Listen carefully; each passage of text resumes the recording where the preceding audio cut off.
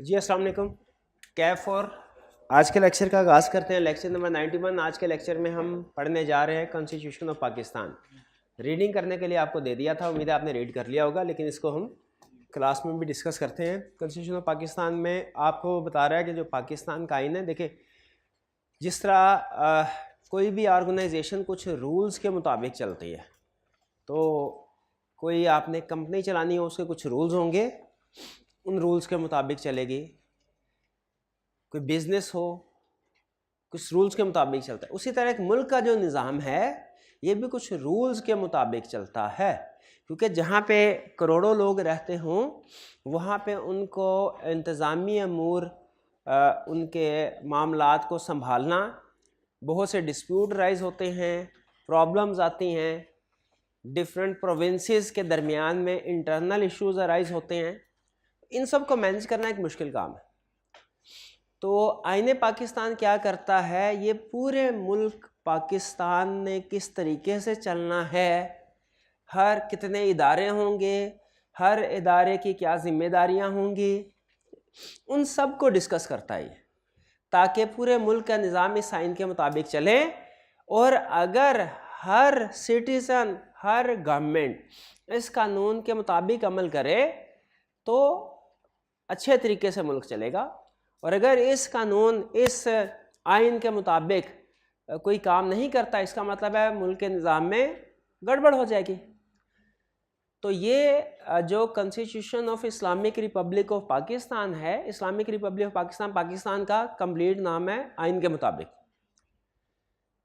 तो ये आइन ये हमें क्या बताता है कि मुल्क का निज़ाम किस तरीके से चलना है। आईने पाकिस्तान क्या बताता है हमें, मुल्क का निज़ाम किस तरीके से चलना है। क्या ये दो चार लोगों की मर्जी से चलना है, ये इस आइन के मुताबिक चलना है? आइन के मुताबिक, आइन ये कहता है। ठीक है, क्या कह रहा है? कह रहा है स्टार्ट में इंट्रोडक्शन में कह रहा है constitution is the supreme law. ये सबसे, ये लॉ ऐसा है जो सबसे सुप्रीम है, यानी जितने भी लॉ पाकिस्तान में बनेंगे वो इस कॉन्स्टिट्यूशन पाकिस्तान के अंडर बनेंगे।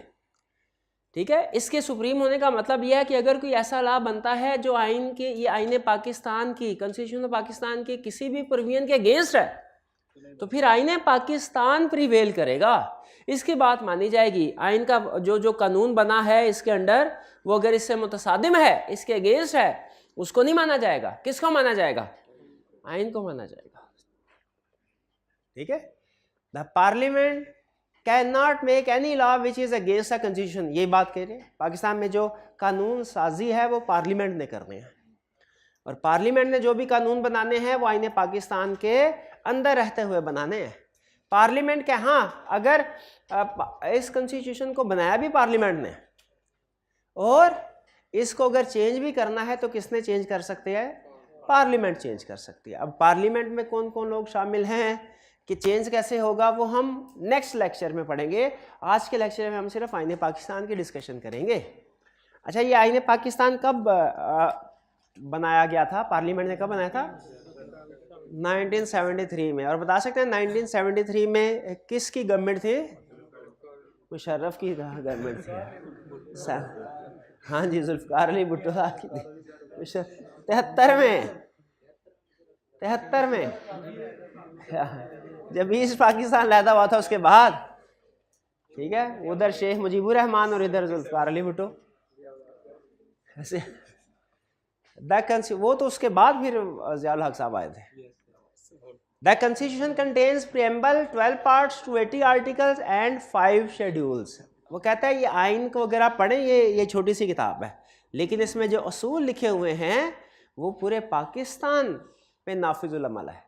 इसको अगर आप देखें, इसमें प्रीएम्बल यानी एक डिबाचा, जैसे ना स्टार्ट में इंट्रोडक्शन कह ले, इंट्रोडक्शन होगा, इसके 12 पार्ट्स हैं, यानी आइन को 12 हिस्सों में डिवाइड किया गया है। हर हिस्सा अलहदा से किसी खास सेक्शन को डिस्कस कर रहा होगा।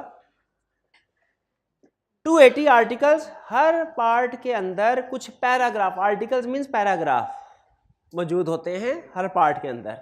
12 पार्ट्स के अंदर 280 आर्टिकल्स है। किसी पार्ट के अंदर कम आर्टिकल्स होंगे, हो सकता है 10-12 हो, किसी पार्ट के अंदर हो सकता है 20-25 हो। मिल मिला के 12 पार्ट्स में टोटल आर्टिकल्स या पैराग्राफ कितने हैं? 280, जिसकी समरी हम पढ़ेंगे। And 5 schedules. और जब ये आर्टिकल ये खत्म हो जाता है उसके बाद 5 शेड्यूल्स हैं।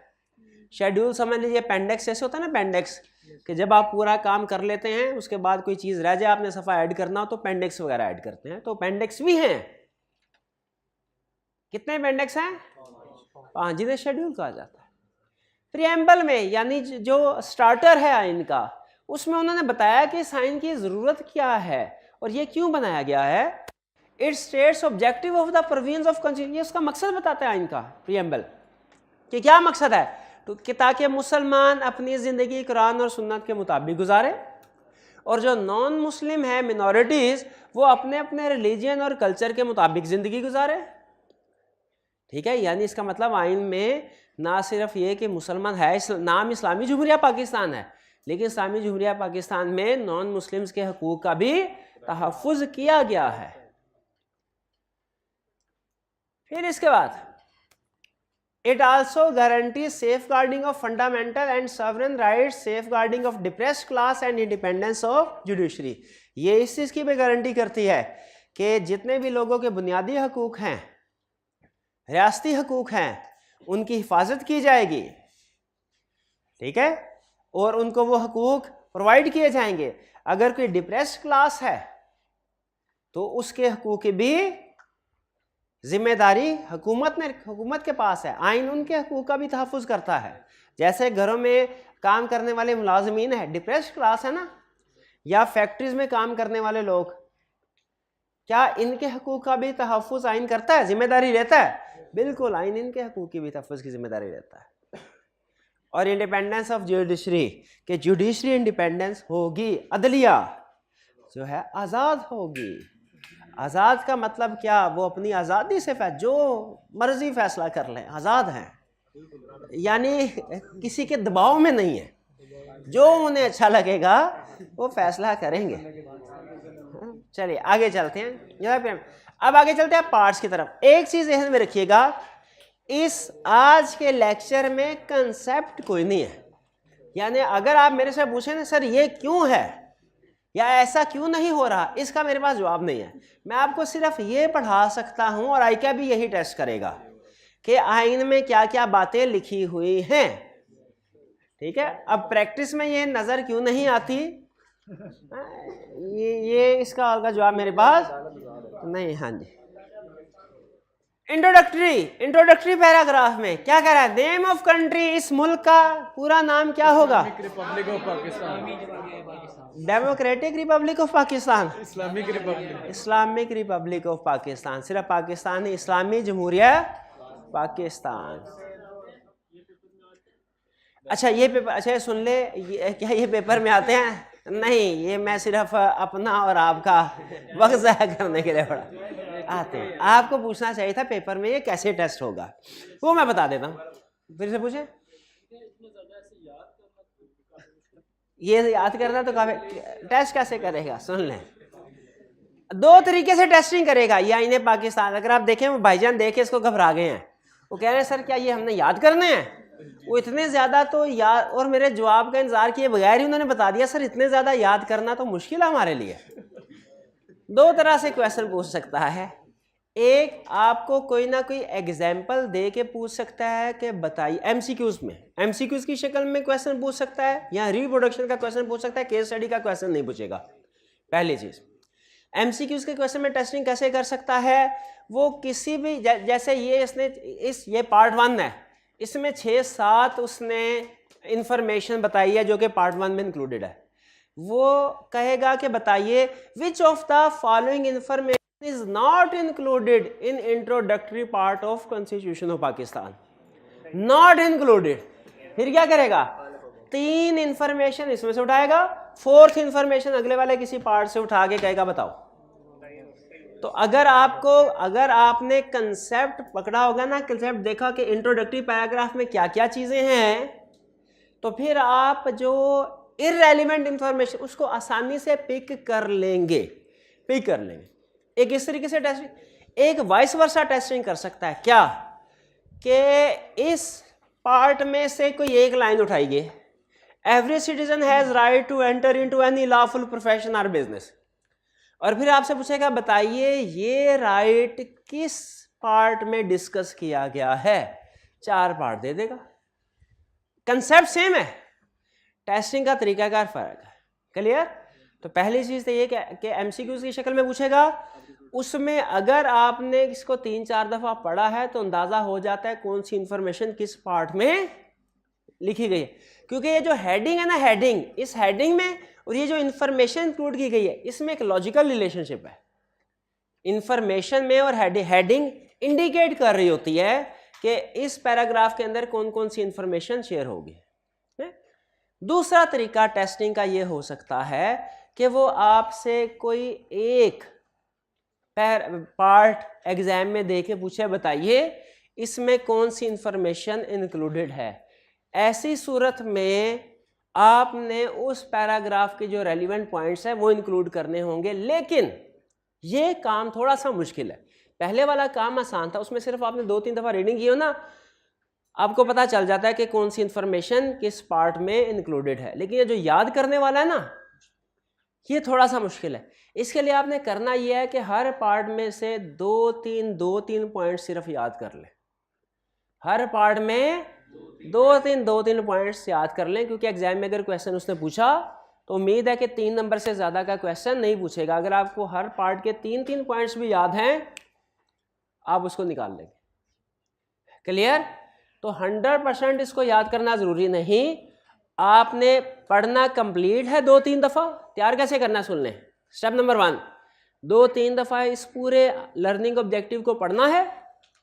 स्टेप नंबर 2, हर पार्ट में से 3-3 पॉइंट्स याद कर लीजिए। और आप जब एक दफ़ा रीडिंग कर लेंगे ना, उसके बाद देखेंगे कि याद हो जाते हैं। इतने भी मुश्किल नहीं है कि आपको याद ही ना हो सके। ठीक है?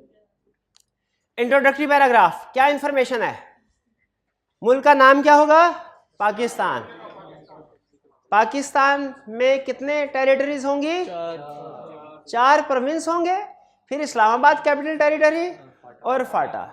अच्छा, अब इसमें गिलगित बिल्तिस्तान का जिक्र नहीं है, वो शायद अभी आइन में तब्दीली इंतज़ामी लिहाज से तो उसको सूबा बना दिया गया है, शायद आइन में भी तब्दीली होना बाकी है, वरना असूली तौर पे यहाँ पे गिलगित बिल्तिस्तान भी आना चाहिए था।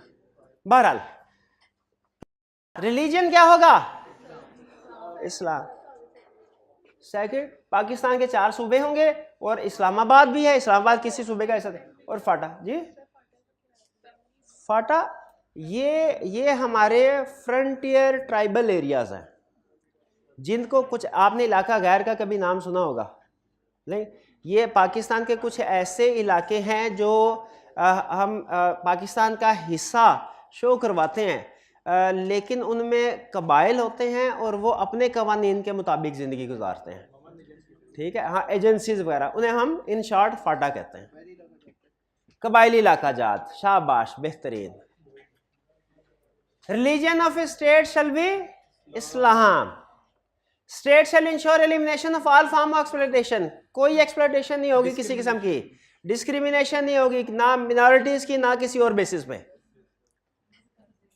It is the right of every individual to get protection of law and to be treated in accordance with law. हर एक का ये हक होगा, हर इंडिविजुअल का, कि वो कानून की मदद हासिल करे। ठीक है, अगर किसी पे कोई भी इल्जाम लगा हुआ है तो उसका ये हक है कि क्या करे? कानून की मदद हासिल करे। बस ज्यादा एक्सप्लेन नहीं मैं करना चाहता, वरना मुझे ना जरूरत पड़ जाए कानून की मदद हासिल करने। हाँ, बस इतना काफी है। Every citizen should be loyal to state and law abiding. हर सिटीजन लॉयल होगा स्टेट के साथ,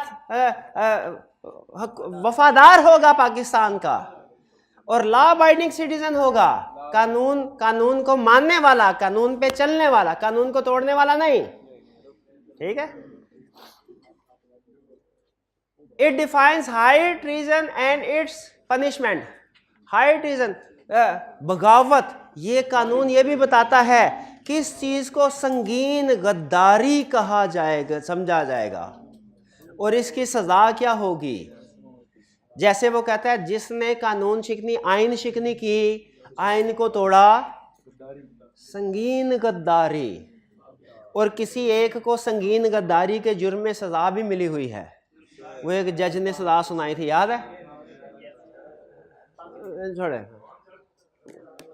एंड इट्स पनिशमेंट, इसकी सजा क्या होगी? ठीक है भाई, क्लियर? ये बातें कुछ लिंक हुई। इंट्रोडक्टरी पैराग्राफ में बताइए फिर क्या करना है। नाम होगा Islamic republic of Pakistan. Territories क्या होंगी? 4 प्रोविंसेस, इस्लामाबाद कैपिटल टेरिटरी और फाटा, शाबाश। इसके अलावा religion, every citizen shall be loyal to state and shall be law abiding। फिर इसके बाद हाई ट्रीजन, ये वो सेक्शन है जिसमें बताया गया है कि संगीन गद्दारी कब समझा जाएगा किसी ने की, और इस संगीन गद्दारी की सजा क्या होगी।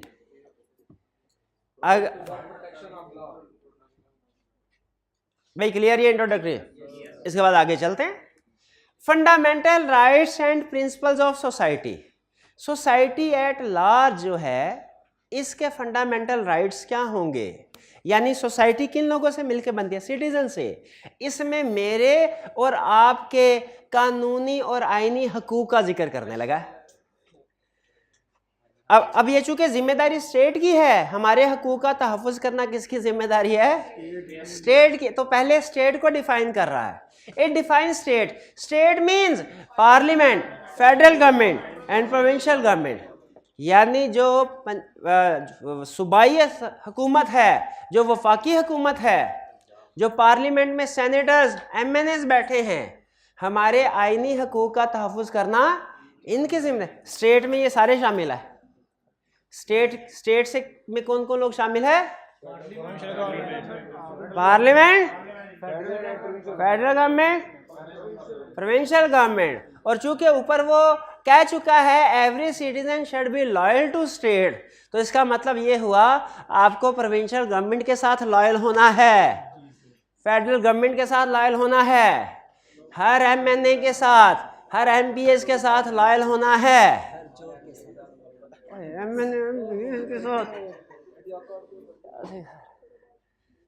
Any law which is inconsistent with fundamental rights shall be void। ऐसा कोई भी कानून जो कि बुनियादी हकूक के खिलाफ होगा वो वाइड होगा।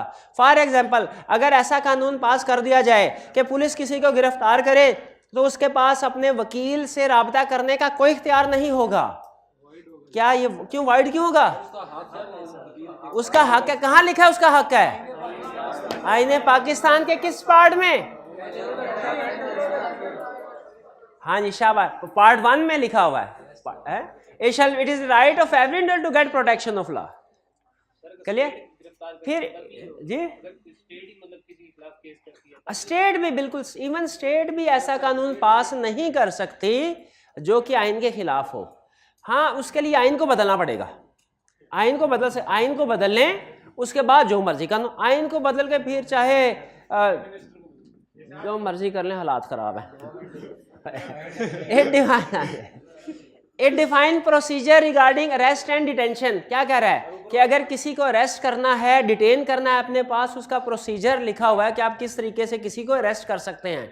आपको वो सारे कानूनी आईनी तकाजे पूरे करते हुए उसको गिरफ्तार करना होगा। दूसरा पॉइंट कौन सा बताते थे? फंडामेंटल राइट्स के खिलाफ कोई भी कानून होगा वो वाइड होगा। Fundamental rights, slavery, child labour and forced labour are prohibited. आप किसी को अपना गुलाम नहीं बना सकते, कहीं पे भी पूरे पाकिस्तान में चाइल्ड लेबर नहीं कर सकते। बच्चों से क्या उसे कहते थे? जबरी मुशक्कत नहीं कर सकते, बच्चों से मुशक्कत नहीं करवा सकते। ठीक है, वो इलीगल है। फिर every citizen has right to enter into any lawful profession और बिजनेस। हर सिटीजन का राइट है कि वो पूरे मुल्क में किसी भी जगह जाके कोई भी बिजनेस कर सकता है। कोई दूसरे सूबे से अगर कोई किसी पहले सूबे में आता है तो उसको रोकना नहीं चाहिए, और इसी तरह एक सूबे से दूसरे सूबे में जाए। कोई भी सिटीजन हो पाकिस्तान का, पाकिस्तान के किसी भी इलाके में लीगल बिजनेस कर सकता है, उसको इजाजत है। फिर इसके बाद state shall provide free and compulsory education to all children. State की जिम्मेदारी है कि सारे बच्चों को मुफ्त तालीमी सहूलियात फराहम करेगी। There will be no discrimination in respect of access to public places. ठीक है, अमेरिका की कुछ स्टेट में शायद अब भी है, वरना कुछ अर्सा 50-60 साल पहले तक ये ऐसे होता था, कुछ अर्सा 50-60 से ज़्यादा सालों से, कि जिस जगह पे वो काले और गोरों के लिए अलग-अलग जगह बनाई होते थे और वहाँ पे लिखा होता था कि ये गोरों के लिए जगह इधर काले नहीं। इवन उनके जो पब्लिक पार्क्स होते थे वहाँ पे भी इस तरह उन्होंने सेपरेट अरेंजमेंट किए होते थे। हालांकि पैसा तो पब्लिक एट लार्ज का है ना, तो पाकिस्तान में वो कह रहे ऐसा नहीं होगा। पाकिस्तान में किसी किस्म की कोई इस तरह की डिस्क्रिमिनेशन नहीं होगी और कोई भी सिटीजन किसी भी पब्लिक प्लेस पे जा सकता है। State will foster goodwill and friendly relation among all nation. State की जिम्मेदारी होगी कि सारे मुल्कों के साथ फ्रेंडली अपने रिलेशंस रखें। कुछ समझ आई बात की? जी मेरे भाई कौन सी बात पूछ रहे हैं? फिफ्थ, हाँ जी। अगर स्टेट किसी भी मतलब बिजनेस को या बहुत सारे बिजनेसेस को पब्लिक कर दे, प्राइवेट बिजनेस को पब्लिक कर दे, तो ये इसकी वायलेशन होगी या ये होगी? नहीं, कोई भी लॉफुल प्रोफेशन आप अडॉप्ट कर सकते हैं। प्रोफेशन या बिजनेस लॉफुल होना चाहिए, कोई भी काम कर सकते हैं, स्टेट को कोई नहीं, कोई आपको रोक नहीं सकता। जी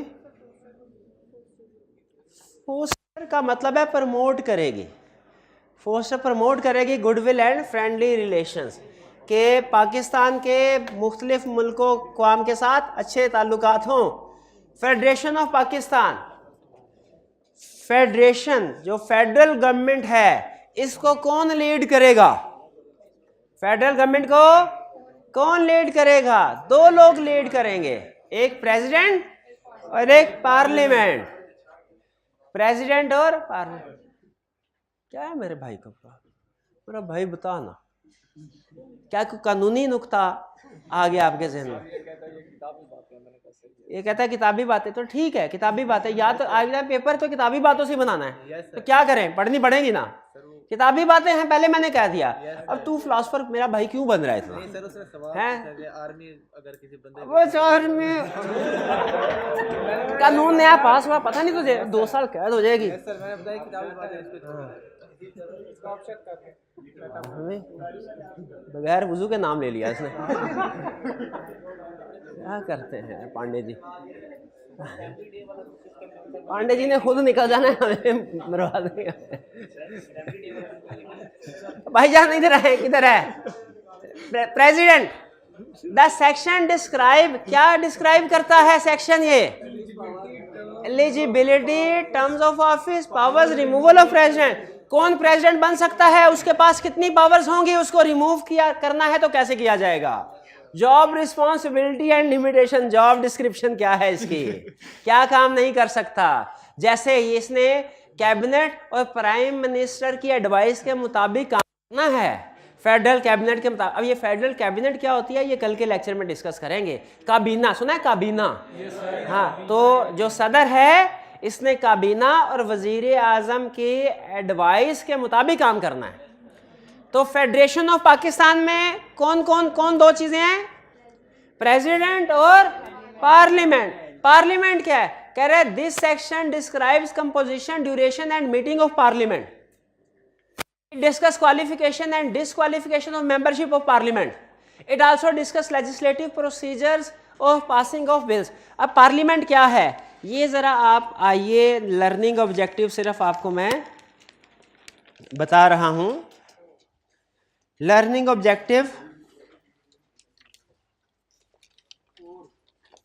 4,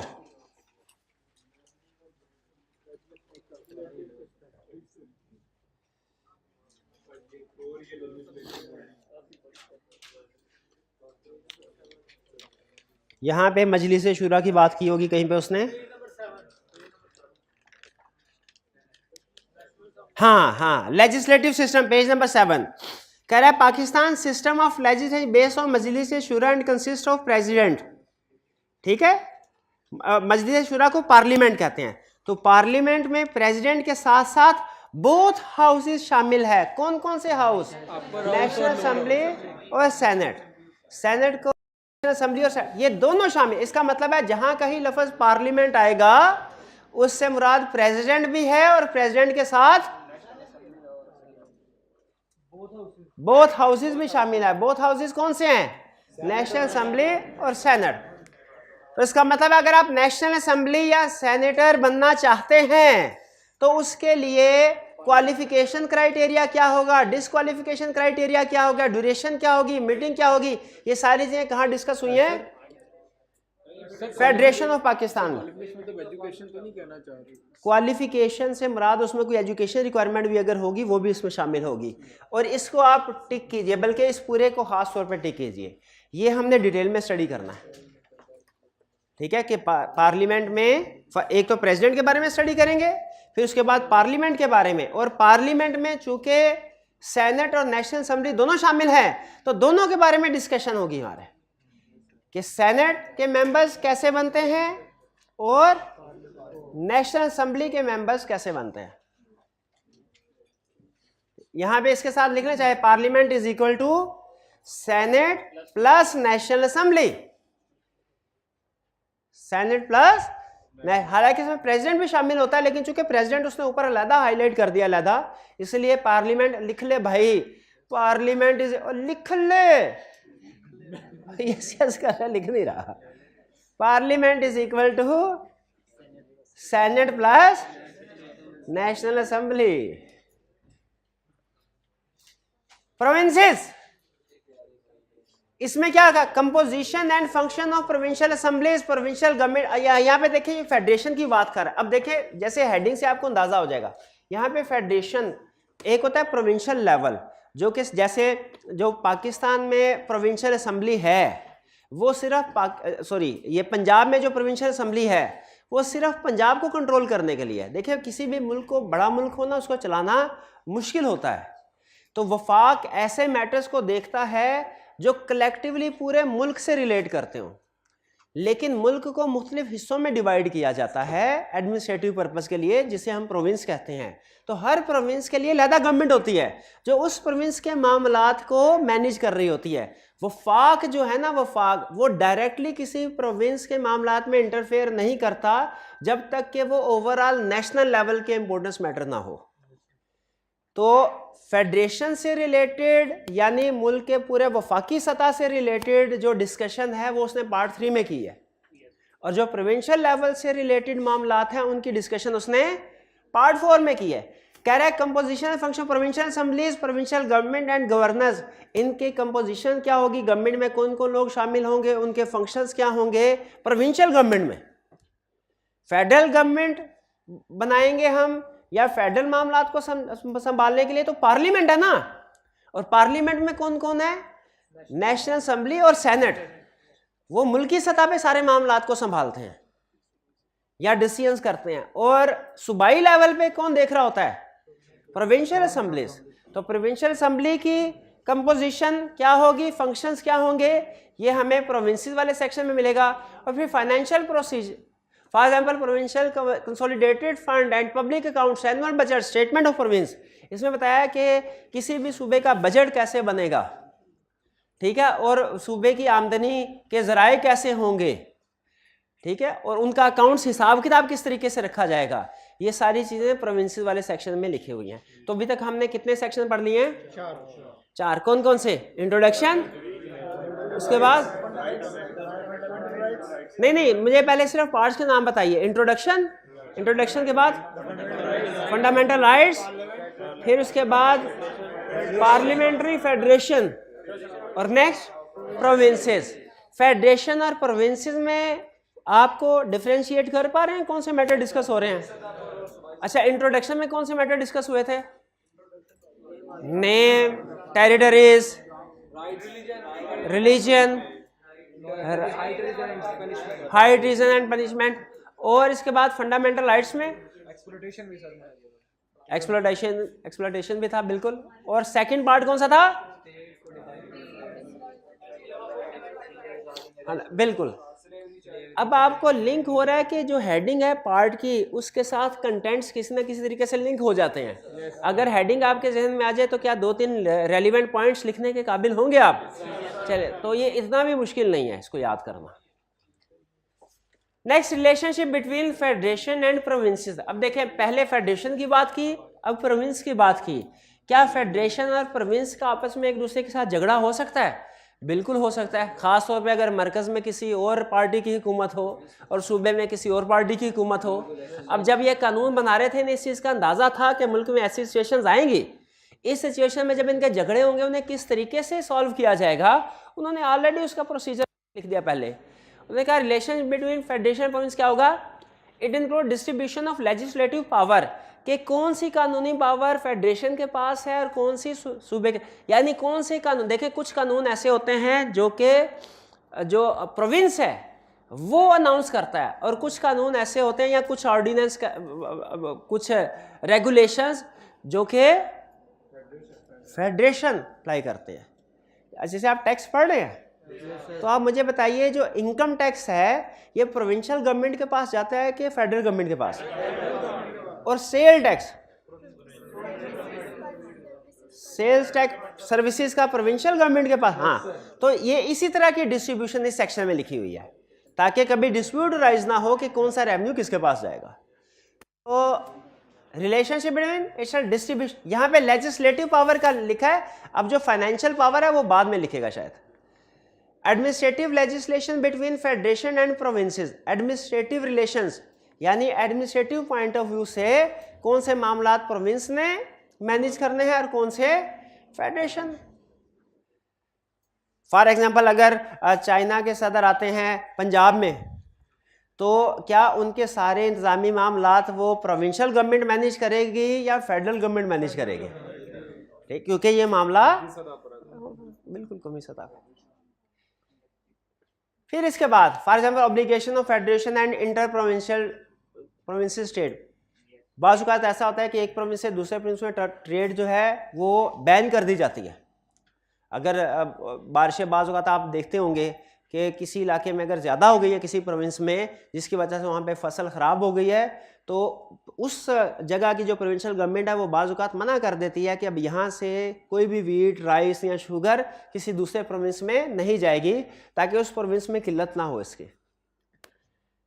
तो ये राइट किसने दिए हैं किसी प्रोविंस को कि वो ये लॉ पास कर दें कि आईने पाकिस्तान है। Special provisions relating to council of common interest, national economic council, broadcasting and telecasting. ये council of common interest, national economic council, ये इसके बारे में भी स्पेशल प्रोविजंस लिखी गई हैं। ये आप अक्सर शायद अखबारों में पढ़ते होंगे। अच्छा, जब ये कोरोना था तो उस वक्त एक काउंसिल बनी थी, उस काउंसिल का नाम क्या था? कुछ याद है आपको? कोरोना को मैनेज करने के लिए एक जी हाँ जी। तो इसी तरह पाकिस्तान में या प्रोविंसेस में इकोनॉमिक पॉलिसीज को इम्प्रूव करने के लिए, इंटरनेशनल इन्वेस्टमेंट लाने के लिए कुछ काउंसिल्स को बनाया गया है। वो कह रहे हैं कि उन काउंसिल से रिलेटेड प्रोविजंस भी इस सेक्शन में लिखी गई हैं। Next, finance, property, contracts and. अच्छा, यहाँ पे आप देखें जो पार्ट 5 है इसमें उसने लीगल पावर्स का जिक्र किया है प्रोविंसेस के, एडमिनिस्ट्रेटिव पावर का जिक्र किया है। इसमें यहाँ पे लेजिस्लेटिव पावर को अंडरलाइन करें, एडमिनिस्ट्रेटिव रिलेशंस को अंडरलाइन करें और कुछ स्पेशल प्रोविजंस है, लेकिन फाइनेंशियल पावर का जिक्र नहीं किया।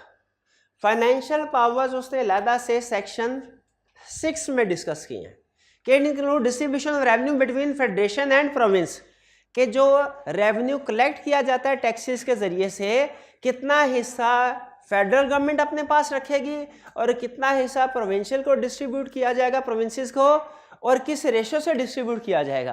क्या प्रोविंसेस को इक्वल रेशो से डिस्ट्रीब्यूट किया जाएगा या कि उनके पॉपुलेशन के हिसाब से या के एरिया के हिसाब से। Imposition and exemption of certain taxes, कि कुछ अगर टैक्सेस इम्प्लीमेंट करने हैं, एग्जेम्प्ट करना है, वो फेडरल गवर्नमेंट करेगी या प्रोविंशियल गवर्नमेंट, और कौन से taxes. Borrowing by federal and provincial government, अगर कभी पैसों की ज़रूरत पड़ती है, जैसे फेडरल गवर्नमेंट का एक अलहदा बजट बनता है और प्रोविंशियल गवर्नमेंट का अपना एक अलग बजट बनता है। अगर उस बजट में मज़ीद पैसों की ज़रूरत है तो क्या फेडरल गवर्नमेंट तो लोन लेती है एक्सटर्नल इंटरनेशनल ऑर्गेनाइजेशन से, क्या प्रोविंशियल गवर्नमेंट भी बोरोइंग ले सकती है? ले सकती है या नहीं, और उसकी पेमेंट कैसे होगी, इसके बारे में जिक्र भी आइन में लिखा गया है। Power and functions of auditor general of Pakistan, ये सरकारी फंड्स जितने भी होंगे उनका सही इस्तेमाल, जो ऊपर डिस्ट्रीब्यूशन हो रही है सही इस्तेमाल हुआ है कि नहीं, इसकी चेकिंग करने के लिए ऑडिटर जनरल ऑफ पाकिस्तान का इदारा बनाया गया। इसकी पावर्स और इसके फंक्शन बताए गए। Provisions relating to property, contracts, liabilities and suits वगैरह। फॉर एग्जांपल प्रॉपर्टी के लेन देन में जो कलेक्शन होगी तो वो कलेक्ट कौन करेगा, टैक्सेस वगैरह वगैरह। ये सारे डिस्कशन आप देखें किस हिस्से में है, finance, property, contracts and suits. अब खुद देखें अगर हेडिंग में फाइनेंस है तो कैसे हमें पता नहीं चल जाता कि इसमें एडमिनिस्ट्रेटिव रिलेशंस का जिक्र नहीं आएगा, लेजिस्लेटिव पावर का जिक्र नहीं आएगा, बोरोइंग का जिक्र आएगा। ठीक है। 7 judiciary, judicature, it includes establishment, jurisdiction and functions of court. अब यहाँ पे कोर्ट के बारे में, हमारे मुल्क के अदालती निज़ाम के बारे में गाइडेंस है इस सेक्शन 7 पार्ट 7 में, कि हमारे मुल्क का जो अदालती निज़ाम होगा स्टैब्लिश कैसे होगा, उसका स्ट्रक्चर क्या होगा, जुरिस्डिक्शन क्या होगी, सुप्रीम कोर्ट की जुरिस्डिक्शन क्या है, हाई कोर्ट की जुरिस्डिक्शन क्या है, सिविल कोर्ट की जुरिस्डिक्शन क्या है, और फंक्शंस ऑफ कोर्ट, कोर्ट किस तरीके से फंक्शन करेंगे। For example supreme court of Pakistan, high court, federal Sharia court वगैरह वगैरह। यानी हमारे मुल्क का जो अदालती निज़ाम है वो किस तरीके से चलेगा, यहाँ पे वो जिक्र। फिर provisions relating to appointment, qualification, remuneration of जज, किसी को जज अपॉइंट करना है, क्वालिफिकेशन, रिम्यूनरेशन क्या हो। Other provisions, for example contempt of court, supreme judicial council, यानी अगर किस सिचुएशन में कंटेम्प्ट ऑफ कोर्ट समझी जाएगी, अगर कोर्ट ने कोई ऑर्डर इशू किया और उसको नहीं माना गया, क्या इसे कंटेम्प्ट ऑफ कोर्ट समझना चाहिए? बिल्कुल। सजा क्या होगी, वो सारा प्रोसीजर लिखा होगा इसमें। सुप्रीम जुडिशियल काउंसिल क्या होता है, किसी को पता है? सिविल कोर्ट का अगर कोई फैसला कर दे उसके खिलाफ अपील किधर जाती है, high court.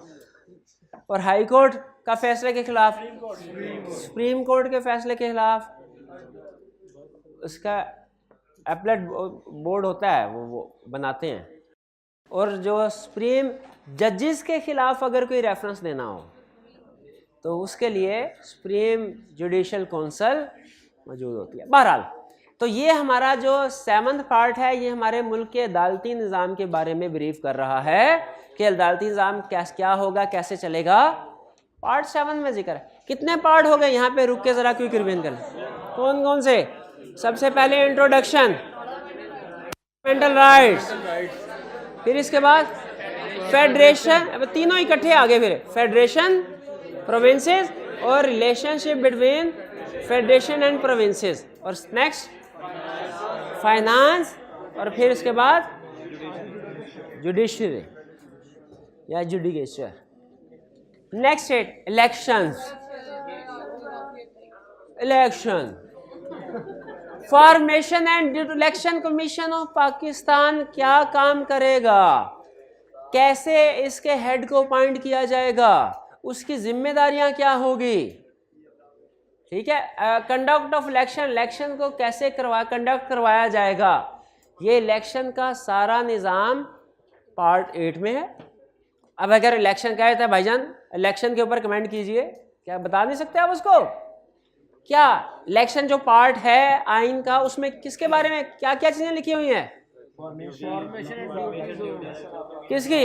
Election commission of Pakistan, और चीफ इलेक्शन कमिश्नर की जिम्मेदारियां भी हैं इसमें। इलेक्शन को कंडक्ट कैसे करवाया जाएगा,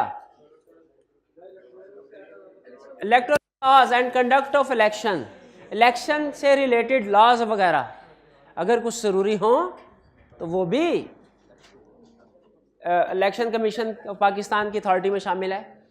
इस्लामिक प्रोविजन कह रहे और अब देखिए इस्लामी जमहूरिया पाकिस्तान है तो इसमें जितने भी लॉज हैं इस्लामिक प्रोविजन के मुताबिक होने चाहिए।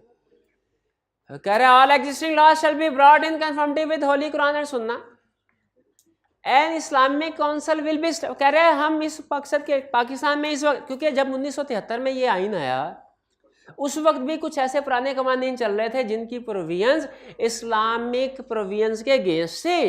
उन्होंने पहले रूल बनाया, क्या रूल बनाया, जितने भी लॉज होंगे इस्लामिक कवानीन के मुताबिक होंगे। फिर उन्होंने कहा अभी जो है आइंदा से तो चलो इस्लामिक कवानीन के मुताबिक बनेंगे। उन्होंने ये सोचा था उस वक्त कि आइंदा से जितने भी कवानीन होंगे, वो कह रहे थे एग्जिस्टिंग लॉज का क्या करें, जिनमें गैर इस्लामी बातें भी अगर हैं तो उनका तब चेंज कैसे पता चलेगा कौन सी इस्लामिक लॉ के मुताबिक है कौन सी उसके अगेंस्ट। इसके लिए उन्होंने कहा हम एक कौंसल बनाएंगे, इस्लामिक कौंसल, जिसकी जिम्मेदारी होगी सारे लॉज को रिव्यू करे और जो जो प्रोविजंस इस्लामिक लॉज के अगेंस्ट है वो बताए हमें और हम उसको चेंज कर देंगे। This section describe composition and function of Islamic council की जिम्मेदारी थी, ठीक है। और अब ये फेडरल शरीयत कोर्ट जो है ये अपने जो सजेशंस हैं उनको भिजवा देते हैं शायद, और वो फिर फैसला करते हैं कि क्या ये इस्लामिक प्रोविजंस के मुताबिक है। जब फाइनल डिसीजन हो जाए तो फिर पार्लियामेंट को भिजवा दिया जाता है, पार्लियामेंट की मर्जी है फिर चाहे इसको पास करे या ना करे।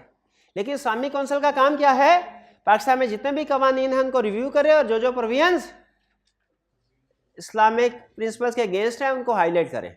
एमरजेंसी प्रोविजंस, क्या मुल्क में इमरजेंसी का नफाज किया जा सकता? अच्छा, इमरजेंसी कहते हैं ऐसी सिचुएशन को कहते हैं जिसमें जो फंडामेंटल राइट्स है ना, इसका ताल्लुक है फंडामेंटल राइट्स के साथ। फंडामेंटल राइट्स को सस्पेंड कर दिया जाता है। ये ऐसा किया जाता है जब कोई जंग हो, उस सूरत में कि किसी शहरी के बुनियादी हकूक कोई नहीं होंगे। जब जंग हो या कोई सिविल वार हो, इंटरनल डिस्टर्बेंस हो बहुत ज़्यादा, मुल्क में दंगे फसाद चल रहे हों, उस सूरत में फिर आपको पता है कि अमन व मान कायम करने के लिए कुछ आहनी हाथों से निपटा जाता है, शरपसंद अनासर से। उस सूरत में एमरजेंसी नफाज कर दी जाती है। वबा के मामले में भी कर सकते हैं, बिल्कुल कर सकते हैं, ठीक है, क्योंकि जब ये कोरोना था तो उसमें फंडामेंटल राइट्स सस्पेंडेड थे। आप ये नहीं कह सकते थे कि पब्लिक प्लेस पे जाना मेरा फंडामेंटल राइट है, लॉ ने कहा भाई कोई राइट नहीं है, भागो।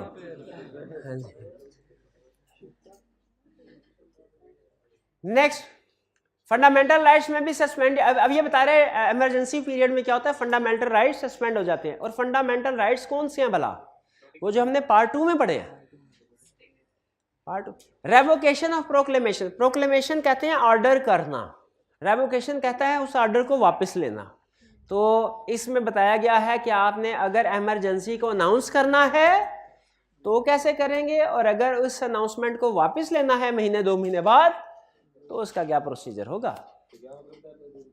रेवोकेशन मतलब कैंसिलेशन, रेवोकेशन कॉन्ट्रैक्ट एक्ट में नहीं पड़ा था, रिवोक करना, रिसेंड करना, कि यानी जो अनाउंस कर दिया, इमरजेंसी की अनाउंसमेंट की है, उसको वापस ले लिया जाए, रिवोक कर दिया। अमेंडमेंट ऑफ कॉन्स्टिट्यूशन, क्या कॉन्स्टिट्यूशन की अमेंडमेंट हो सकती है? बिल्कुल हो सकती है। कौन करेगा? मजलिस शूरा। मजलिस शूरा कौन है? पार्लियामेंट। और पार्लियामेंट कौन है? मजलिस। सुभान अल्लाह, सुभान अल्लाह। पार्लियामेंट को ने अभी लिखवाया इक्वेशन, सेनेट और ये कल के लेक्चर में बार बार टर्म्स आएंगी, सेनेट भी और नेशनल असेंबली वाले भी। 12 मिसलिनियस कहता है इसके बाद छोटी मोटी कुछ और चीजें भी रह गई, वो मिसलिनियस वाले पार्ट में हमने डिस्कस कर दी कि establishment and constitution public service commission, एक पब्लिक सर्विस कमीशन बनाया जाएगा जिसके जरिए से सिलेक्शन की जाएगी कि बड़े बड़े सरकारी ओहदों पे किन लोगों को बिठाना चाहिए, किन लोगों को जॉब्स देनी चाहिए। Command and function of armed forces, जो आर्म्ड फोर्सेस है ये किस तरीक़ेकार से काम करेंगी। Administration of tribal area, tribal area को कैसे एडमिन किया जाएगा। Protection to president, governor, minister, national language, के इन सारे लोगों को, जितने प्रेसिडेंट को प्रोटेक्शन मिलेगी, इस्तिस्ना, वो आप सुना होगा, वो क्या सदर साहब इस्तिस्ना हासिल, ठीक है, तो वो आइन ने इस्तिस्ना दिया प्रेसिडेंट को, गवर्नर्स को और मिनिस्टर। और नेशनल लैंग्वेज के, नेशनल लैंग्वेज जो है इसको प्रोटेक्ट किया जाएगा। हमारी नेशनल लैंग्वेज कौन सी है? उर्दू है। कौमी ज़बान। बस शेड्यूल कह रहा है 5 शेड्यूल। कितने शेड्यूल थे? पार्ट्स कितने थे? 12, और उसमें आर्टिकल 280 थे। और शेड्यूल्स कितने थे? कौन कौन से शेड्यूल हैं? फर्स्ट शेड्यूल लिखा हुआ है law exempted from application of constitution, यानी ऐसे लॉज के लिस्ट जिनमें कॉन्स्टिट्यूशन अप्लाई नहीं होगा। जैसे फॉर एग्जांपल जो नॉन मुस्लिम हमारे मुल्क में रहते हैं, जैसे हिंदू फॉर एग्जांपल, और वो कहते हैं सर आप इस्लामिक प्रोविजंस को हम पे तो ना अप्लाई करवाएं। एक तरफ आपने कहा कि आप हमारे मिनॉरिटीज़ को प्रोटेक्ट करेंगे, तो आपका जो इस्लामी जमहूरिया पाकिस्तान का आइन है, अब हमारे कवानीन तो किसी और तरीके से चलते हैं ना। ऐसे ही है, डिफरेंट रिलीजन्स के कवानीन भी डिफरेंट हो गए, तो इसका मतलब है उनसे रिलेटेड जो लॉज बनाए जाएंगे उन्हें इस आइन की एप्लीकेशन से एग्जेम्प्ट कर दिया जाएगा। सेकंड शेड्यूल क्या बताता है? इलेक्शन ऑफ प्रेसिडेंट, प्रेसिडेंट का इलेक्शन कैसे होगा। थर्ड शेड्यूल क्या? ओथ ऑफ ऑफिसेज, अगर आपने देखा हो प्रेसिडेंट बनता है, प्राइम मिनिस्टर बनता है, ओथ लेते हैं, ओथ के अल्फाज क्या होंगे? ये आइन के थर्ड शेड्यूल में लिखा हुआ है। ओथ ऑफ डिफरेंट ऑफिसेज कि अगर आपने प्रेसिडेंट का ऑफिस होल्ड करना है, प्राइम मिनिस्टर का ऑफिस होल्ड करना है, गवर्नर का ऑफिस होल्ड करना है, चीफ मिनिस्टर का ऑफिस होल्ड करना है, ओथ किन अल्फाज में ली जाएगी। फिर fourth schedule describe legislative list के कौन कौन से लॉज बन गए इस आइन के मुताबिक। Fifth schedule describe remuneration, terms and condition of services of जजेस। अब कह रहे हैं हाँ जजेस के बारे में हमने क्वालिफिकेशन वगैरह उनकी फंक्शन को बता दिया था, इनकी remuneration, terms and condition detail थी उसके बारे में नहीं पता। और वहाँ पे अगर आप देखें पार्ट में, उसमें उसने जजेस की रिम्यूनरेशन वगैरह की बात नहीं की थी। किधर की है? रेम्यूनरेशन ऑफ जजेस, हाँ, लेकिन कौन से जजेस? सुप्रीम कोर्ट, हाई कोर्ट और फेडरल शरीयत कोर्ट में। पाकिस्तान के अदालती निज़ाम में क्या इसके अलावा भी कोर्ट्स और जजेस होते हैं कि नहीं होते? सिविल कोर्ट्स भी हैं, हाई कोर्ट्स भी हैं, सिविल कोर्ट्स, हाई कोर्ट तो नहीं है इधर, हाई कोर्ट इधर आ गया है। हाँ, सिविल कोर्ट्स और उनके जजेस की बात भी तो है। तो जो हाई कोर्ट, सुप्रीम कोर्ट के जजेस, इनके बारे में क्वालिफिकेशन, रिम्यूनरेशन किस जगह पे है? सिक्स पार्ट में, 7th पार्ट में। और जो सिविल कोर्ट और इनके जजेस हैं 5th शेड्यूल में। नहीं बात समझ आई? आप जरा जुडिशरी में जाके देखें, उसमें वो जो बता रहा है ना कि जजेस के अपॉइंटमेंट, क्वालिफिकेशन और रिम्यूनरेशन की बात, उसके आगे सुप्रीम कोर्ट, हाई कोर्ट और फेडरल शरीयत कोर्ट सिर्फ बता रहा है, लिख रहा है। ठीक है, जो सिविल कोर्ट के जजेस वो तो रह गए, उनको किधर कवर कर रहा है? क्लियर है? चलिए, अच्छा फिर से मुझे बताइए एग्जाम में ये क्वेश्चन टेस्ट कैसे होगा? या तो एमसीक्यूज की शक्ल में होगा या रिप्रोडक्शन एमसीक्यूज की शक्ल में होगा। वो लिस्ट दे देगा और पूछेगा कि बताओ इस पार्ट में कौन सी इंफॉर्मेशन डिस्कस होती है, कौन सी इंफॉर्मेशन डिस्कस नहीं होती, या इंफॉर्मेशन दे के कहेगा बताओ ये इंफॉर्मेशन किस पार्ट में है, तो पहचान लेंगे। और अगर रिप्रोडक्शन का क्वेश्चन पूछेगा तो क्या पूछेगा? कोई एक या दो पार्ट दे के आपसे कहेगा ब्रीफली डिस्क्राइब कर दीजिए इस पार्ट में कौन सी इंफॉर्मेशन आती है। अच्छा मेरा भाई बताइए, अभी हमने थोड़ी देर पहले पढ़ा था एक ऐसा पार्ट जिसमें प्रेसिडेंट और पार्लियामेंट के बारे में उसने बताया था, वो पार्ट कौन सा था? कुछ नहीं, कोई नहीं बोलेगा। पार्ट कौन सा था जिसमें प्रेसिडेंट और पार्लियामेंट के बारे में बताया? वो चौथा पांचवा नहीं, उसका नाम बोल दे मेरे भाई, उसका नाम क्या था? फेडरेशन। शाबाश, ठीक है। अच्छा, और फर्ज कीजिए अगर कोई चीफ मिनिस्टर आपसे पूछता है कि बताइए क्या मैं ऐसा आइन के रूह से ऐसा कानून पास कर सकता हूं कि हमारे सूबे में कोई एक प्रोडक्ट जो है वो किसी दूसरे सूबे में ना जाए, क्या मैं बैन कर सकता हूं? एक किस जगह पे लिखा? इमरजेंसी सिचुएशन में, प्रोविंसेस में। शाबाश शाबाश। अच्छा, और गवर्नमेंट जितने भी रेवेन्यू इकट्ठे करती है इसमें कितना हिस्सा गवर्नमेंट अपने पास रखती है, कितना हिस्सा डिस्ट्रीब्यूट करना है प्रोविंसेस को? प्रोविंस को एडमिनिस्ट्रेट कैसे किया जाएगा? क्या किसी प्रोविंस की एडमिनिस्ट्रेशन में फेडरल गवर्नमेंट इंटरफेयर कर सकती है? प्रोविंस की एडमिनिस्ट्रेटिव पावर किस पार्ट में है? किसी भी प्रोविंस की एडमिनिस्ट्रेटिव पावर्स किस लिखी गई है? रिलेशन बिटवीन एडमिनिस्ट्रेटिव और लेजिस्लेटिव पावर्स रिलेशनशिप में लिखी गई हैं। बिल्कुल। तो इस तरीके से आपने याद करना है कि आपको पता हो अगर कोई भी इंफॉर्मेशन आपके सामने रखी जाए तो आप बता दें कि ये हमारे आइन के किस पार्ट में है, और अगर कोई भी पार्ट आपको बताया जाए आप उसमें 2-3 इंफॉर्मेशन जो डिस्कस होती हैं वो बता सकें। तो क्लियर, ये बता देंगे आप, याद कर लेंगे, ज़्यादा मुश्किल तो नहीं है। चलिए ठीक है, कोई क्वेश्चन पूछना चाहते हो तो पूछ लें। कोई क्वेश्चन नहीं? जी जी। अच्छा ये टेस्ट चलिए कोई क्वेश्चन तो नहीं है टॉपिक के हवाले से? चलिए आज का लेक्चर यहाँ ख़त्म करते हैं हम। अल्लाह हाफिज़।